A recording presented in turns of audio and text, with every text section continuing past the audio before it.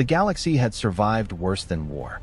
It had endured expansion, collapse, and the slow, grinding decay of empires that once believed themselves eternal.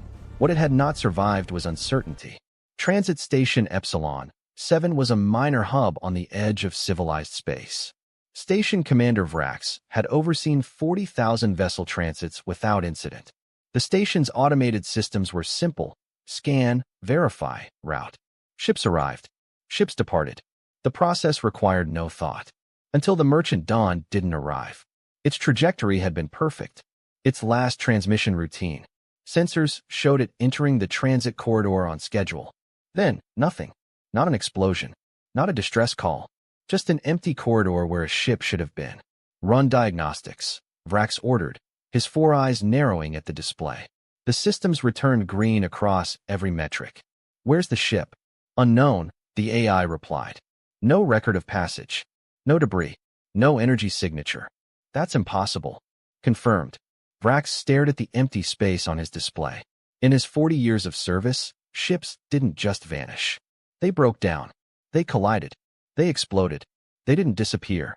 3 hours later, the colonial transport Meridian vanished in the same corridor. Then the military frigate Dominance. By the end of the first day, 17 ships had entered that corridor. None had emerged. Within 72 hours, the pattern spread. Navigation beacons in Sector 19 began transmitting coordinates that didn't match their positions, off by fractions of a degree, but enough to send ships veering into gravitational wells. An automated defense grid protecting the Kethral homeworld activated without authorization, burning through 6 months of power reserves in 3 hours before shutting down permanently. A deep space relay repeated a message it had sent 20 years prior, perfectly preserved, as if time itself had stuttered. And everywhere, the same impossible phenomenon. Ships vanishing mid-transit, leaving no trace except confused traffic controllers and panicked families waiting for arrivals that would never come. Across thousands of inhabited systems, the same reports arrived within the same narrow span of time. The crisis had no clear front, no borders, no enemy that could be named. Trade routes that had been stable for millennia became traps. Ancient star maps, maps that predated most living species, began to disagree with reality. At first, the dominant civilizations treated it as noise, then as coincidence, then as sabotage. Only later did they allow themselves to think the word that frightened them: design. The great councils convened with confidence carefully maintained. Their analysts spoke in absolute terms. Every known power was accounted for. Every rival species had been modeled, simulated, wargamed to extinction and back again. The galaxy, they declared, was fully understood. Humanity did not appear in a single briefing. Humans were a historical footnote. A loud, short-lived species from a minor spiral arm. Fragmented, emotion-driven, self-consuming. They had flared brightly and then vanished. Some records claimed extinction by internal conflict. Others suggested ecological collapse. A few maintained that humans had simply failed to matter long enough to be remembered. Whatever the truth, the conclusion was the same. Humans were irrelevant. That certainty became the foundation of every strategic assumption. And every assumption began to fail. The worst incident came 19 days into the crisis. Fleet Admiral Korath commanded 6,000 ships, the largest peacetime armada ever assembled. Their mission was simple: transit through Alpha 9, the most secure corridor in known space, and demonstrate galactic unity after the recent disappearances. All vessels, status check. Korath ordered from the bridge of the flagship Eternal Ascendant. 6,000 acknowledgements lit her display. Perfect formation. Perfect readiness. Commence transit. The armada entered the corridor. At first, everything was normal. Telemetry flowed smoothly. Ships maintained formation. Korath watched the progress markers advance. Then her communications officer spoke, voice tight. "Admiral, we're receiving acknowledgements from ships that haven't responded yet." "What?" "The timestamps are wrong. We're getting responses from vessels 3 light minutes ahead, but they're timestamped from 30 seconds ago." Korath pulled up the data herself. "Impossible. Communications couldn't travel faster than light. All ships, emergency halt." The display went dark. Not dead. Empty. 6,000 icons vanished simultaneously. "Restore the feed," Korath shouted. Her bridge crew worked frantically. Systems rebooted. Displays flickered back online.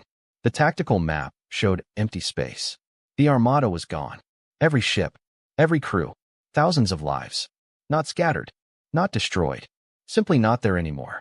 Karath stared at the impossible emptiness. Her hands were shaking. "Send word to Central Command," she said quietly. Tell them we just lost the war. We just don't know who we're fighting yet." Panic did not spread immediately. Pride held it back. The elder species had survived too long to admit fear so easily. They searched for explanations that preserved their superiority. Experimental weapons, unknown natural phenomena, a statistical anomaly. But the disappearances continued. Not random, not clustered, patterned. Entire sectors became silent, their stars still burning, their planets still turning, but every artificial signal gone. Civilizations woke to find themselves alone, cut off from neighbors they had spoken to the day before. Military confidence hardened into aggression. Fleets were mobilized. Borders were reinforced. New weapons were deployed, each more devastating than the last. Power was projected loudly, desperately, as if volume could replace certainty. It did not work. The attacks came without violence. Systems failed. Forces were diverted. Strategic reserves were drained, chasing phantoms that never revealed themselves. There was no enemy to strike, only consequences. Observers began to notice something else. The failures were selective. Certain systems were bypassed entirely. Others were neutralized with surgical precision. No excessive destruction. No waste. It was as if something was shaping the war, not fighting it. Ancient intelligences, beings who measured time in geological epochs, felt a discomfort they had not known since their earliest expansions. This was not chaos. This was restraint. That realization was more frightening than any massacre. Deep Archive historians were quietly tasked with impossible work, re-examining the past for anything that might explain the present. Forgotten treaties, lost civilizations, suppressed records. They searched the margins of history. They did not search for humans. Humans were beneath notice. Their technology had never rivaled the great builders. Their lifespans were brief. Their societies unstable. Their wars were messy, inefficient, emotional. So the galaxy believed. Dr. Senavoth was an archival researcher, not an active scientist. Her job was cataloging old data before it decayed beyond recovery. Routine work. Boring work. The decommissioned observatory orbiting a dead star had been forgotten for 3 centuries. Its automation continued simply because no one had bothered to turn it off. Its final scan appeared in Senna's queue as a corrupted file. She almost deleted it. Something made her look closer. The scan showed a signal. Faint. Old. Buried beneath cosmic noise so dense it should have been invisible. But it wasn't noise. It was a pattern. Senna ran it through every analysis algorithm she had clearance for. Nothing matched. The signal didn't correlate with any known technology, any recorded civilization, any theoretical framework. She pulled up the observatory's operational history. Last survey target. Coordinates deep in what was now called the Empty Quarter. Historical note. Badly corrupted. Region previously surveyed by species designation. Corrupted. Status. Extinct. Senna tried to recover the corrupted data. The name that emerged made her laugh. Human. Everyone knew humans were irrelevant. A minor species that had flared and died before achieving anything noteworthy. She flagged the file for deletion and moved to close it. Then she noticed the timestamp. The signal wasn't old. It had been modulated within the last decade. Senna's hands froze over her console. "That's impossible," she whispered. The signal pulsed again, as if in response. The signal structure didn't match communication. It matched construction. Gravitational harmonics used to stabilize planetary orbits, to anchor megastructures, to shape space itself for engineering purposes. This wasn't a message. It was a foundation, something built to last. And it was still active. The system attempted to categorize it. Military? The structure was too defensive. Industrial? No resource extraction signatures. Scientific? No observation equipment. The final classification pulled from archives so old they predated the current empire. Strategic Patience Asset. A designation used only once in recorded history, by the early survey fleets when they encountered constructs that served no immediate purpose. Structures built to wait, to endure, to activate when conditions were met. Senna stared at the classification with growing dread. The humans hadn't died out. They'd been waiting. Her console flashed red. Unauthorized access detected. What? Her files began deleting themselves. Not randomly. Systematically. Every reference to the signal. Every analysis. Every backup. She tried to lock the system. Too late. The observatory's core shut down remotely, something that shouldn't be possible across light years. Senna watched her research vanish. Then she remembered. She'd sent a preliminary finding to her supervisor 18 hours ago, before she'd understood what she was looking at. That message was already propagating through the network. Incomplete. Corrupted. But enough. Enough to start people asking questions. Enough to make the galaxy realize they'd been watched. The emergency councils met within hours of Koratha's disaster. By then, the pattern was undeniable. 17 ships lost initially. Then Koratha's armada. Trade routes disrupted across 4 sectors. And still no enemy. Admiral Renth Cole had commanded fleets through 3 major conflicts. He'd never seen the strategic command look frightened before. "We are not dealing with ghosts," Renth stated firmly, his voice cutting through the murmur of worried delegates. Human technology, yes, but automated. Residual. Without guiding intelligence. Then explain the station blackout, someone countered. Ancient failsafe. Triggered by proximity. And the missing crews. Unfortunate interaction between incompatible technologies. And the signal? The access codes. Renth hesitated. Archaeological curiosities. Nothing more. The room fell silent. Finally, the Supreme Coordinator spoke. Recommendations? Avoid former human territories, Renth said carefully. Reclassify as hazardous zones. Continue expansion in other sectors. You're suggesting we retreat from empty space? I'm suggesting we exercise caution. Denied. The coordinator's tone was final. The Empire does not retreat from extinct species. Increase patrols. Map the anomalies. Humans are gone. What remains is ruins. And ruins can be cleared. The vote passed overwhelmingly. Renth didn't sleep that night.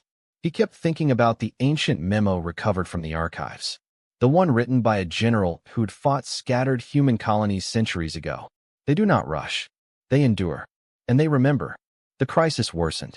Supply convoys vanished along routes that had been mathematically optimized for safety.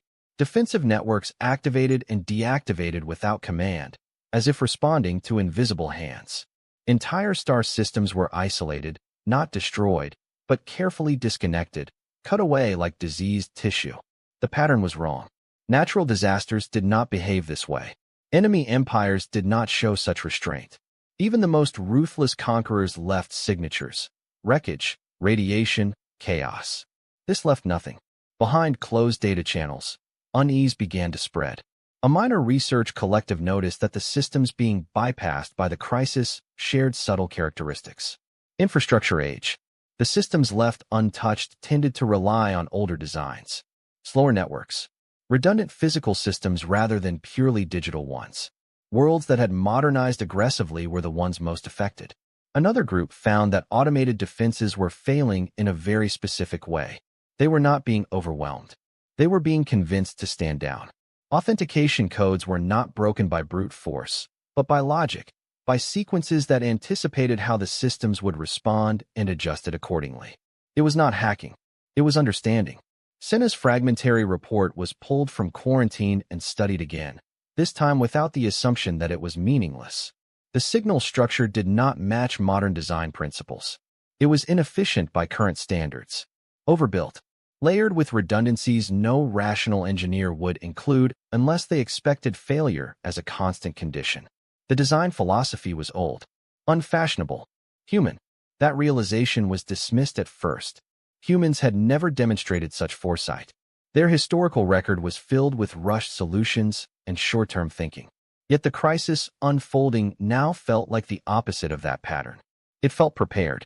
Elsewhere, long-range sensors detected mass distortions in deep space, movements that suggested objects of immense scale changing position. The readings were faint, partially masked, and initially attributed to stellar drift or dark matter interactions. But the movements were directional, purposeful.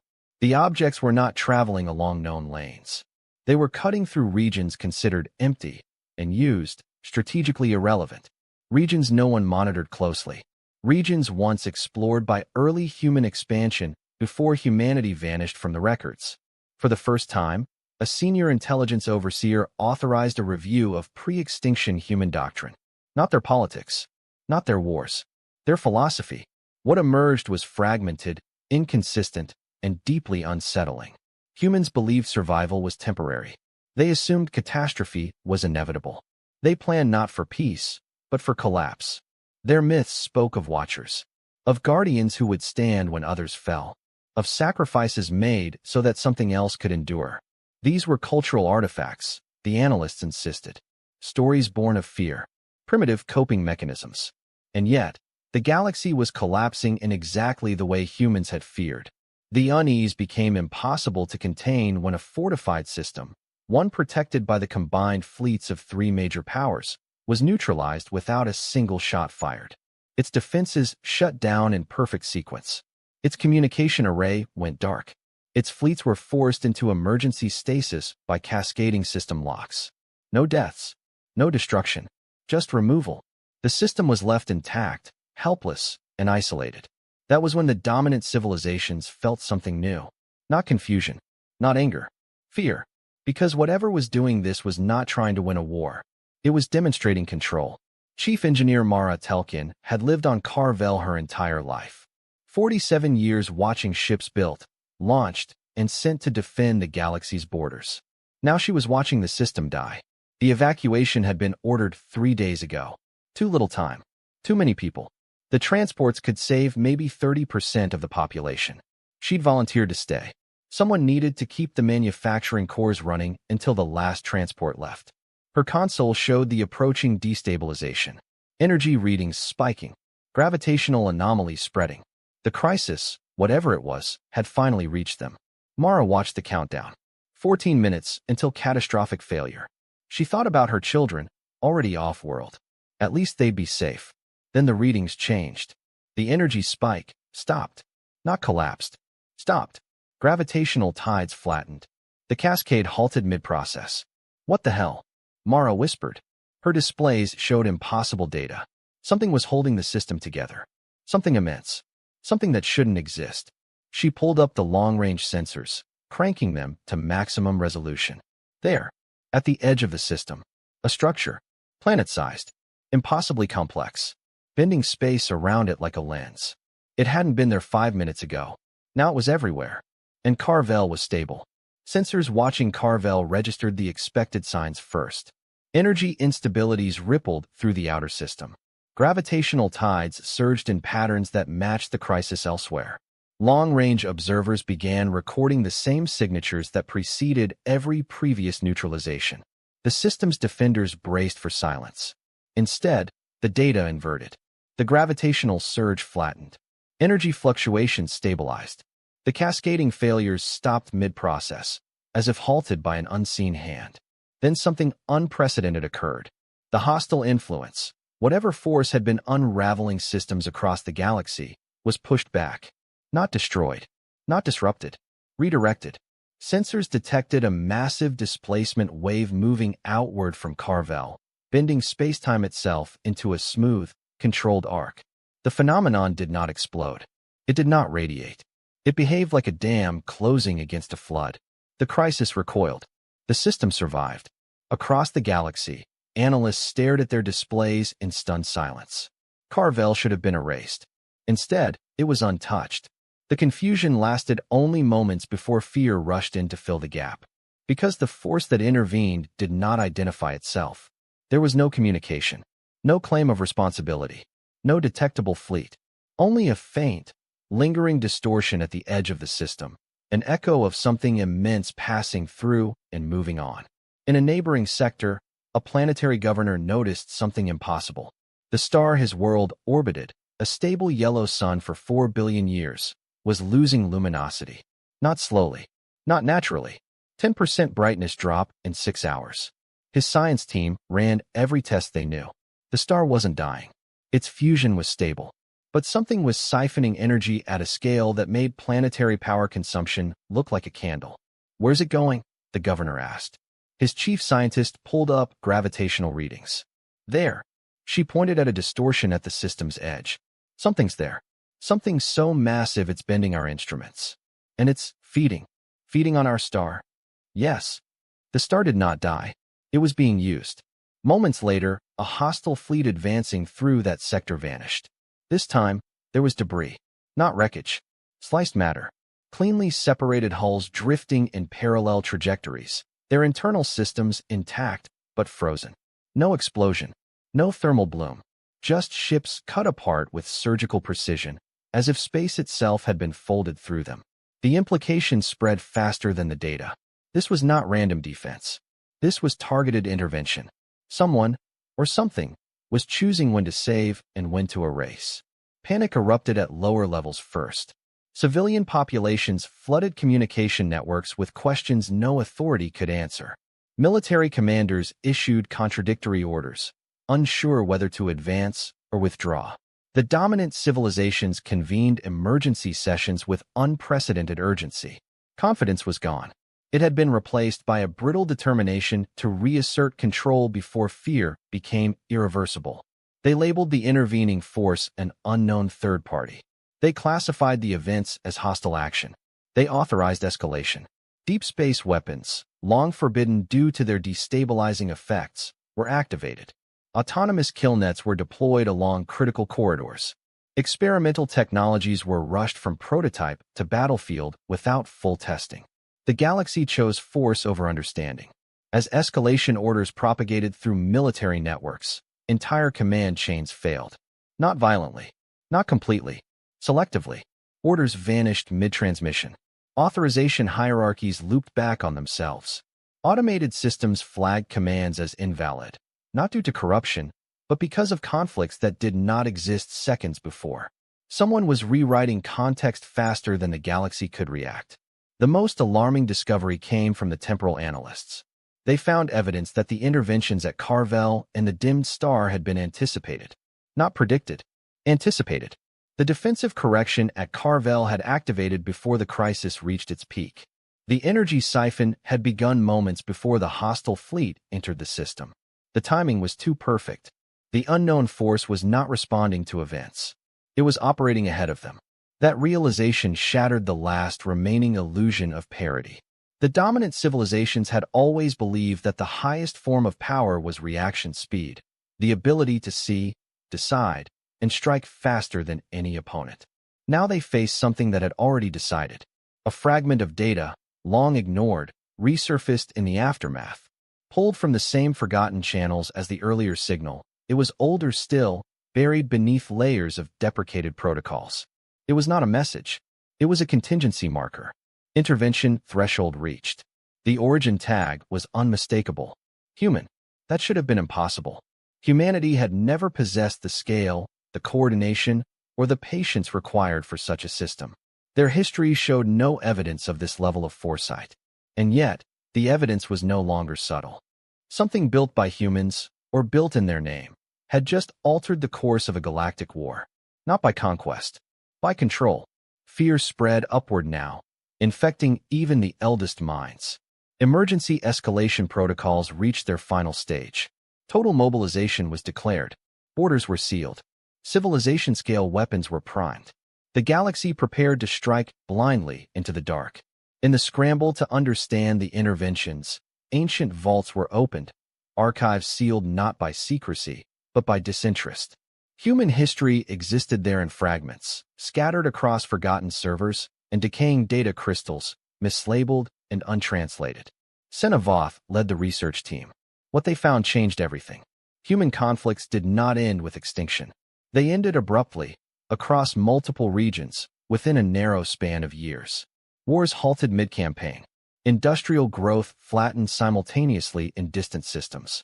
Communication traffic dropped everywhere at once, not gradually, not unevenly. That was not collapse. That was coordination. Human records were not erased by enemies. They were not overwritten by catastrophe. They were deliberately dismantled. Data structures disassembled cleanly. Cultural archives reduced to fragments that preserved emotion but destroyed context. Poetry survived. Philosophy survived. Technical blueprints did not. It was as if humanity had chosen what parts of itself deserved to be remembered, and what parts needed to vanish completely. No species does this, Senna's assistant said, staring at the data. No one willingly erases their own legacy. Humans did, Senna replied quietly, because they believed survival required sacrifice. The deeper they searched, the darker the truth became. Predictive models recovered from early human research were crude by modern standards, but their conclusions were disturbingly familiar. They showed a galaxy that would inevitably converge toward the same end state. Hyperconcentration of power, escalating technological arms races, and existential-level conflict that no alliance could contain. Humans had not predicted who would cause it, only that it would happen, and that when it did, reaction would be too late. The solution humanity chose was not victory. It was preparation. Entire human worlds had gone dark, not destroyed, but dismantled. Planets stripped of infrastructure and abandoned deliberately. Populations relocated into deep space habitats designed to disappear from conventional scans. Some were never meant to survive long-term. They were testbeds. Human colonies volunteered to be erased from history. Their purpose was not endurance, but learning. How to hide, how to endure isolation, how to persist without resupply or recognition. Millions died in those experiments. Not in war. In silence.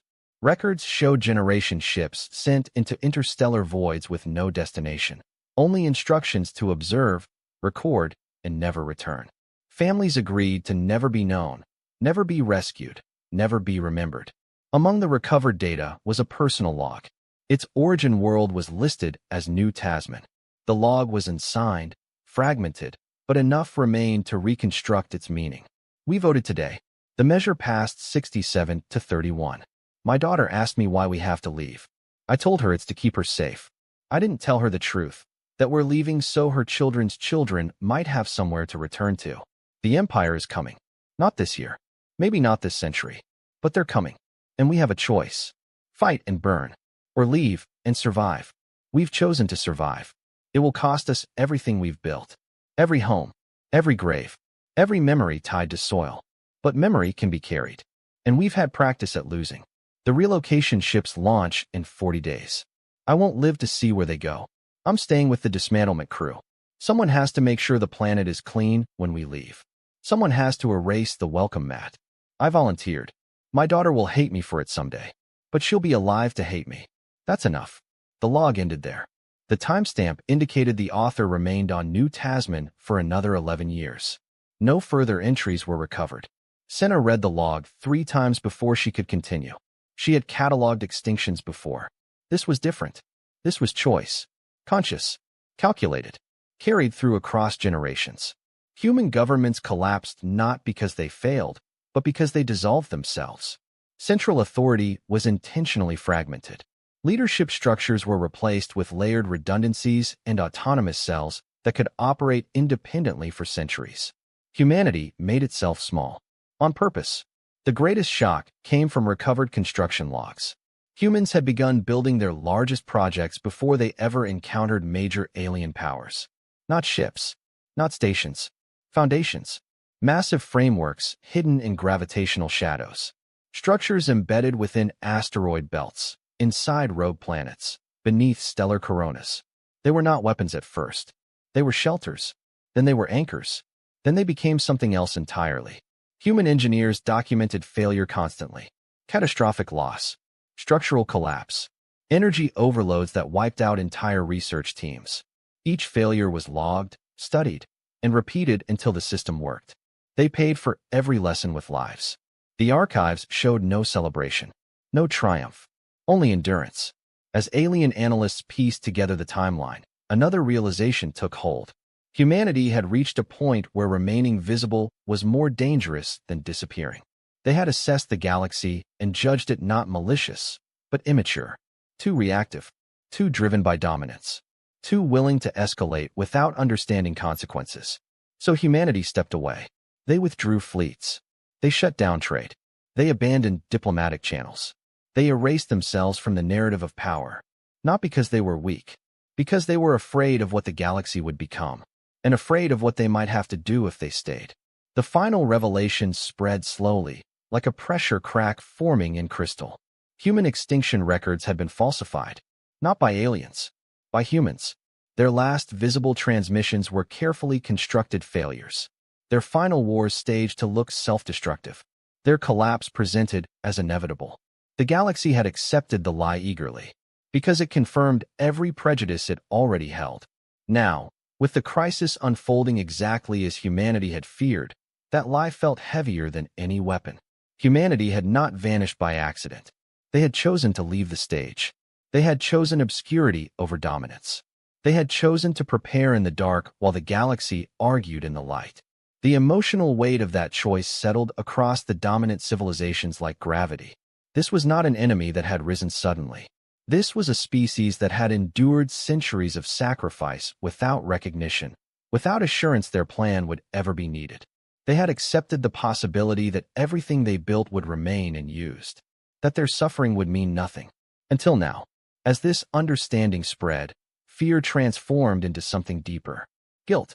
Because the galaxy realized that when humans disappeared, no one had tried to stop them. No one had asked why. And now, as systems fell and stars dimmed, and unseen forces reshaped reality itself, the truth became impossible to deny. Humanity did not disappear because it could not survive.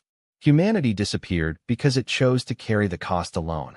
The systems intervening in the crisis were not being directed by a living authority.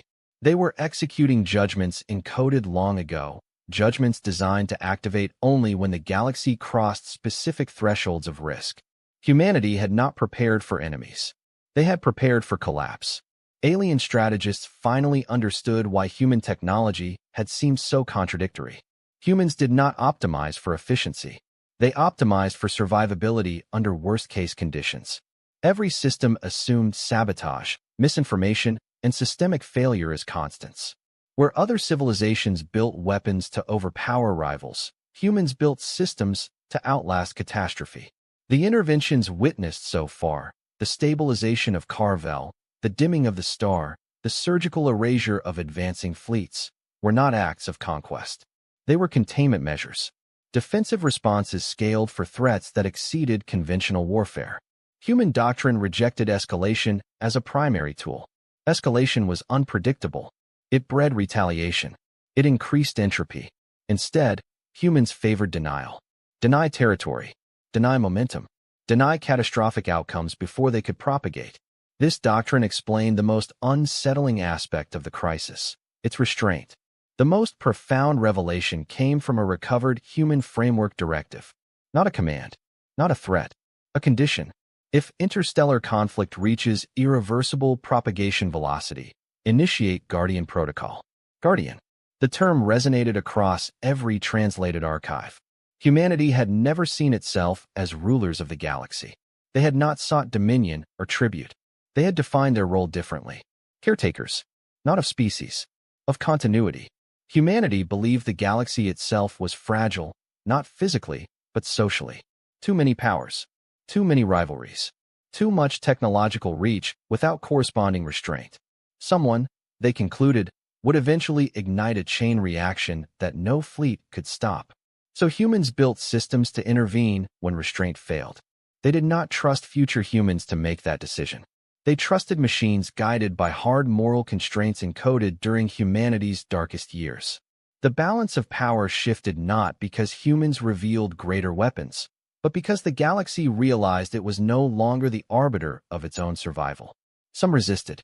A coalition of elder powers declared the human systems illegitimate. They argued that no extinct species had the right to dictate the future of the living. They mobilized forces designed specifically to target large-scale constructs, weapons capable of destabilizing stars permanently. It was a gamble, and humanity's systems responded. Senavoth was manning a deep space telescope when it happened. Every sensor in her station screamed. Mass displacement on a scale her instruments couldn't fully register. Something was moving. Something that had been hiding behind gravitational lensing and spatial distortion. Now it was revealing itself. "Give me a visual," Senna ordered, voice shaking. The display resolved slowly. When it did, her entire team went silent. A structure the size of a planet. Not a sphere, something more complex. Interlocking segments forming impossible geometries. Mass so dense it bent starlight around it like a lens. It moved with deliberate slowness, positioning itself between two advancing fleets and a densely populated stellar cluster. A warning without words. Fire your weapons, and you kill billions. Senna checked the structure's composition readings. Familiar. Too familiar. Human engineering signatures. Redundancy patterns. Failure-tolerant design. How long has that been there? Someone whispered. Senna ran the gravitational history. The distortions went back centuries. This thing had been here, invisible, the entire time. Since before we knew to look, she said quietly. The Guardian, because that's what it was, did not move again. It didn't need to. Its presence was enough. Sensors across half the galaxy detected it simultaneously. A planet-sized structure moving with impossible precision, bending space-time around it like a controlled wound. It did not advance toward any civilization. It positioned itself between the coalition fleets and a densely populated stellar region. Calculations ran instantly. The coalition's weapons could damage the construct, but only by triggering stellar collapse that would wipe out billions of uninvolved lives. Humanity's system had placed itself where retaliation would be indistinguishable from genocide. Human morality, the galaxy realized, was ruthless in a way no conqueror had ever been. It forced others to confront the consequences of their own actions. The coalition fractured within hours. Some withdrew immediately. Others hesitated, paralyzed by the realization that victory would cost everything they claimed to protect. That hesitation sealed the outcome. Guardian Protocol advanced to its next phase. Across the galaxy, key transit corridors were locked. High-risk technologies were suppressed at the infrastructure level. Entire classes of weapons ceased functioning, rendered inert by logic traps embedded deep within shared physical constants humanity had quietly influenced over centuries. The galaxy screamed, not in pain, in loss of control. Civilizations accustomed to shaping reality suddenly found their reach curtailed.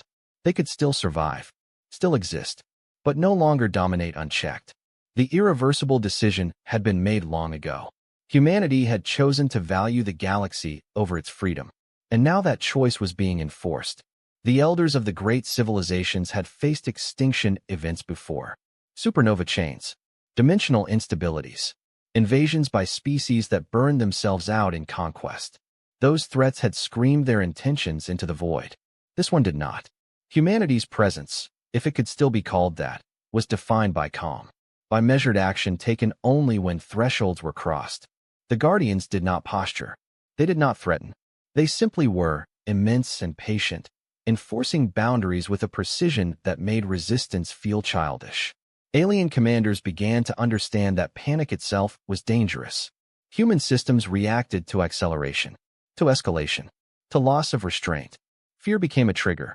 Military councils found themselves paralyzed, their members arguing not over how to win, but over how to avoid drawing attention.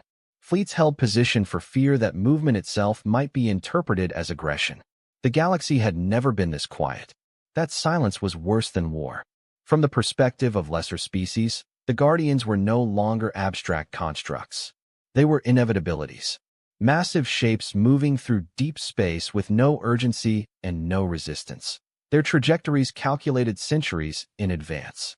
They did not rush to stop threats. They arrived where threats would eventually be. This terrified the analysts most of all. Human constructs were not reacting to present behavior. They were correcting futures. Fear deepened when alien observers realized how little of humanity's capability had actually been revealed. The Guardian constructs deployed so far were not numerous. They were not everywhere.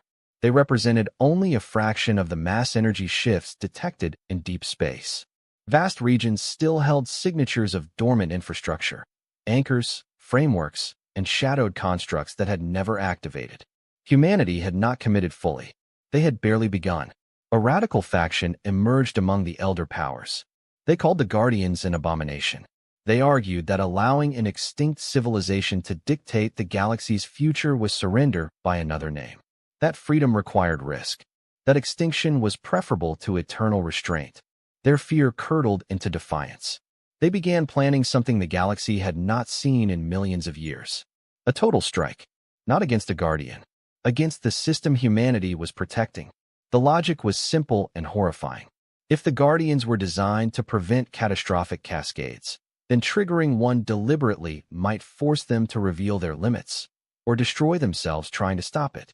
The plan involved destabilizing a densely populated stellar nexus, not annihilating it outright, but pushing it just past the threshold of controllable collapse. A test. If the Guardians intervened, they could be studied, countered, perhaps overwhelmed. If they failed, the galaxy would burn. The fact that this plan was seriously debated told humanity everything it needed to know. Admiral Renthcole stood before the Elder Council chamber. The debate had raged for 6 hours.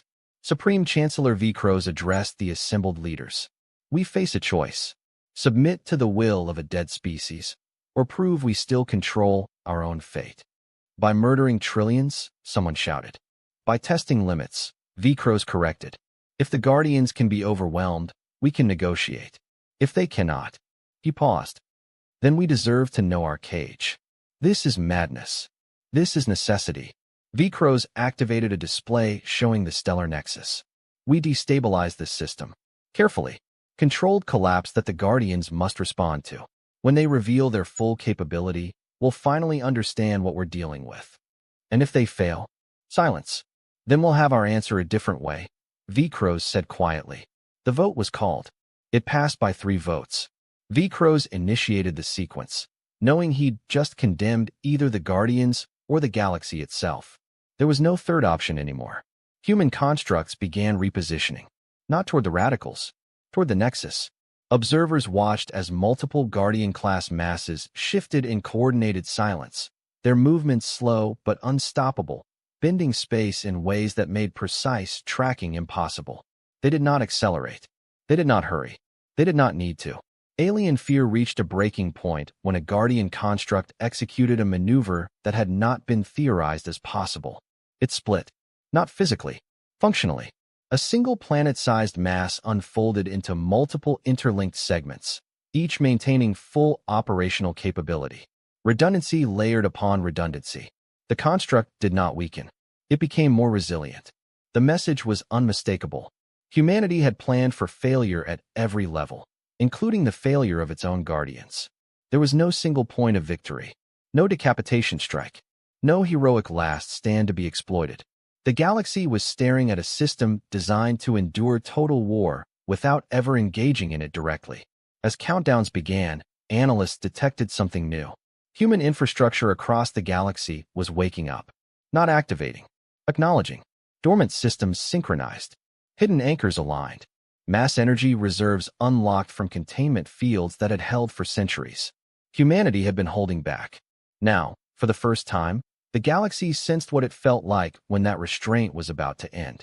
The galaxy did not erupt into chaos. It went quiet. Across millions of systems, communications traffic slowed, then thinned, then fell into disciplined silence. Fleets held position. Weapons powered but did not fire. Even the most volatile civilizations seemed to sense that noise itself had become dangerous. This was no longer a war. It was a reckoning. The stellar nexus trembled. At its heart, the star systems destabilized exactly as the radicals had planned. Carefully, precisely, nudged just far enough that collapse was no longer theoretical. Gravity wells warped. Fusion rates spiked. Interlinked stars began feeding instability into one another like falling dominoes. It was a disaster engineered to be unstoppable, and now it was visible to everyone. Trillions of lives existed within the nexus. Entire cultures. Histories older than humanity's own written record. Evacuation was impossible. There was no time. No corridor wide enough to carry that many souls away. The Guardians arrived. Not all at once. Not dramatically. They were already there. Mara Telkin was still on Carvel when it happened. The system she'd watched nearly die months ago was dying again. But this time deliberately. The radicals had targeted the nearby nexus, thousands of systems linked by gravitational harmony. If one fell, they all would. Her sensors detected the Guardians before she could see them. Mass distortions appearing throughout the sector. Not one Guardian. Dozens. Then she saw them emerge. Structures unfolding from nothing. Planet-sized constructs shedding their camouflage and moving with impossible coordination. They didn't rush. Didn't panic. They moved like a calculation resolving. The Guardians formed a lattice around the destabilizing stars. Mara watched in awe as they began, working. Gravity redirected. Energy flows channeled. Entire stars guided into synchronized behavior. It looked like surgery on reality itself. Her console showed the cost. Guardians were failing. One collapsed entirely, converting itself into a containment field. Another fractured, its pieces still holding position even as they drifted apart.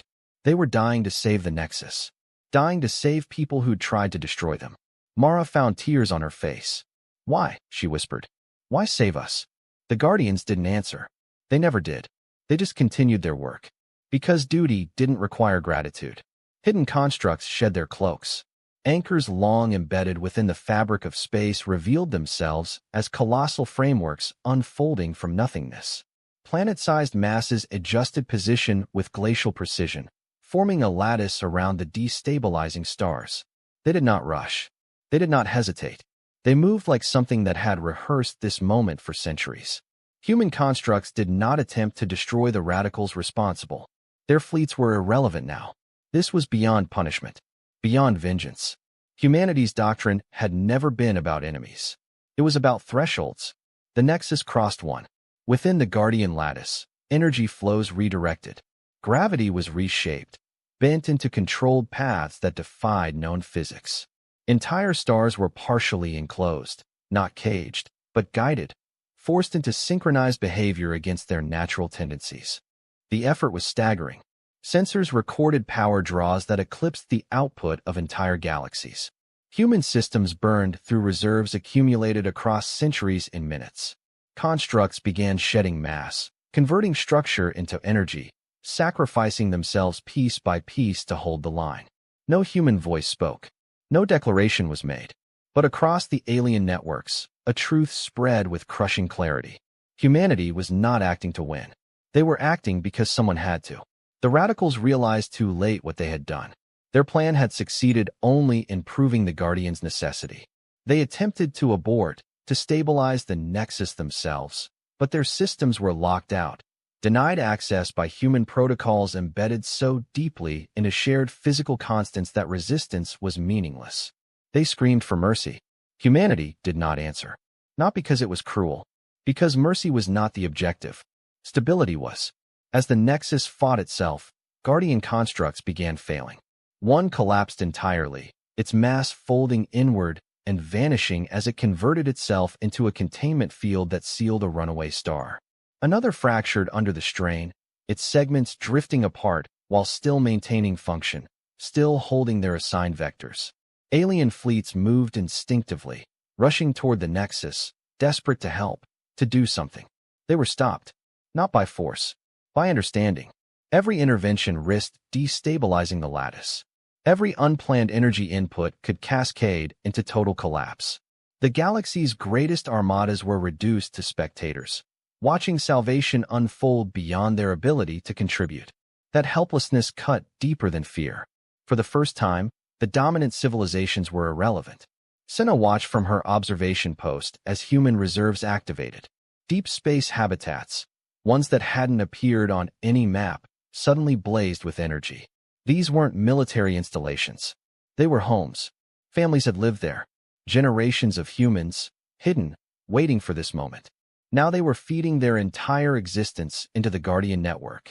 One by one, the habitats burned out. Their populations, tens of millions, Senna realized with horror, ceased to exist in moments. No distress calls. No evacuation attempts. Just acceptance. They knew, Senna whispered. They all knew this was what they were for. Her assistant stared at the display. How could they live like that, knowing they were just fuel? Senna pulled up recovered human records. Found a fragment from one of the habitats. A personal log, dated decades ago. My daughter asked me today if we'll ever see the galaxy. I told her we do see it. Every day, we watch over it. That's our purpose. She asked if anyone will remember us. I said no. And she smiled. Said that's good. Because if no one remembers us, it means we did our job right. Senna closed the file. She understood now. Humanity hadn't built Guardians. They'd become them. Hidden reserves were unleashed, systems humanity had never intended to use unless there was no alternative. Entire deep space habitats, long believed abandoned, activated their cores and fed power into the lattice. These habitats were not defended. They burned out. Millions of unseen human descendants, communities that had lived and died in obscurity, were erased in moments, their sole purpose fulfilled without recognition. Alien historians recorded the loss in stunned silence. Humanity had built lives knowing they would be spent like fuel, not for glory, not for remembrance, but because duty demanded it. As the Nexus teetered, the Guardians executed their final maneuver. They began to synchronize themselves, not coordinate, unify. Massive constructs aligned along vectors that spanned light years, locking into a single distributed system. Each Guardian ceased acting as an individual unit and became a node in something far larger. A galaxy-scale machine. The strain was unbearable. Human infrastructure groaned under forces no design had ever fully tested. Safeguards tripped and were overridden. Redundancies failed and were replaced by sacrifice. Entire Guardian segments detached and fell into stars to absorb excess energy, vanishing without trace. The lattice held. Barely. Alien observers realized what the next phase would require. The Guardians could stabilize the Nexus temporarily, but permanent correction demanded something else. Massachusetts, more than the constructs possessed, more than the galaxy could spare. The implication spread, horrifying and inevitable.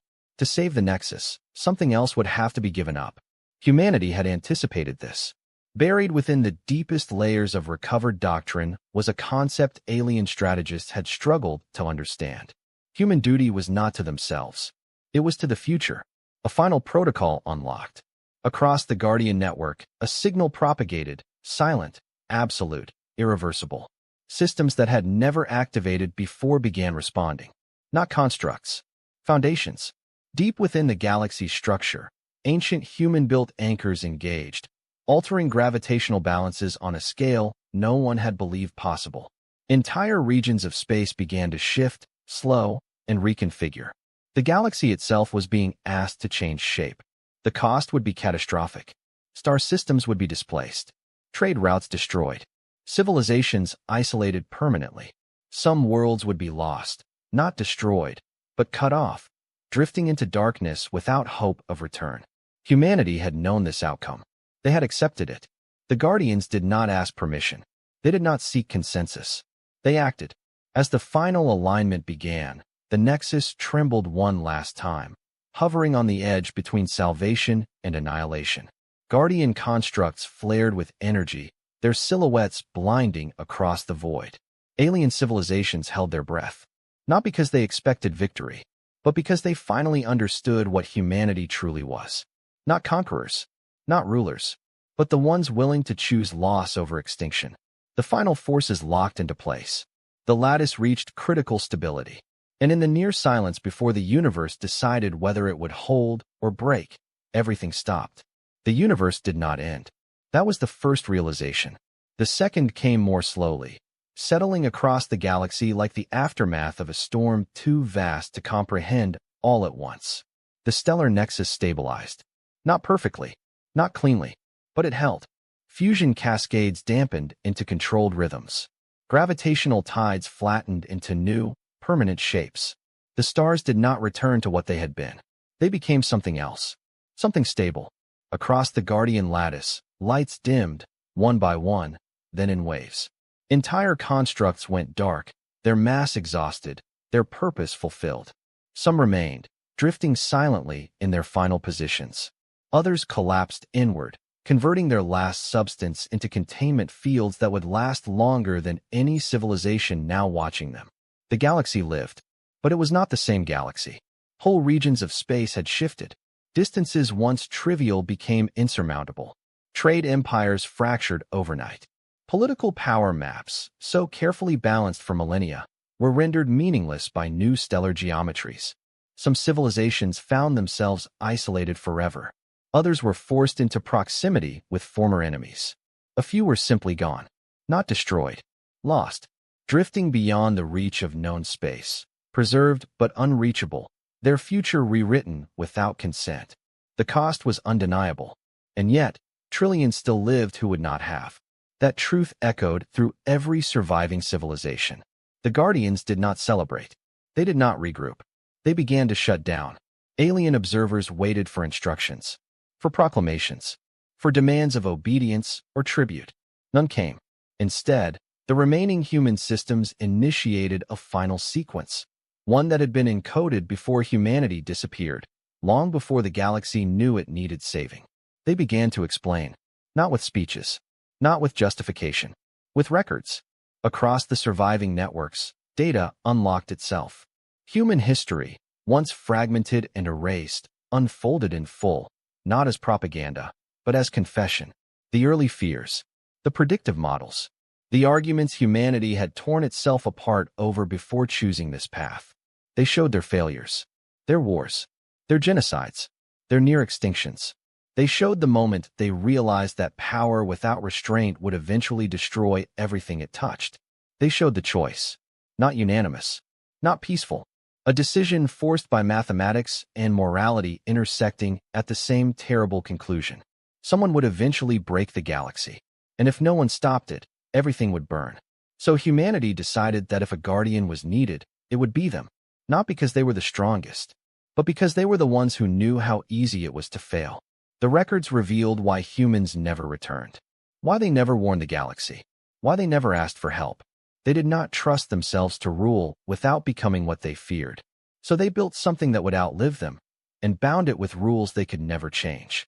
Human systems were forbidden from conquest, forbidden from rule, forbidden from expansion beyond containment necessity. They could only act to prevent irreversible collapse. Nothing more, nothing less. Alien reactions fractured along predictable lines. Some raged, some wept, some fell silent in reverence. Religious orders declared humanity divine. Others declared them monsters. Political leaders struggled to explain to their people how an extinct species had reshaped reality without asking permission. But beneath every reaction lay the same understanding. Humanity had saved them, not because they were worthy, but because someone had to. The remaining guardians executed their final directive.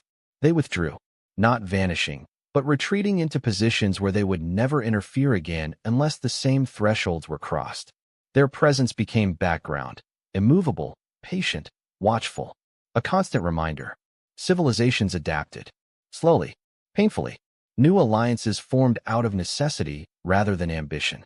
Wars became rarer, not because species became kinder, but because escalation now carried consequences that no one could escape. Human restraint had reshaped galactic behavior.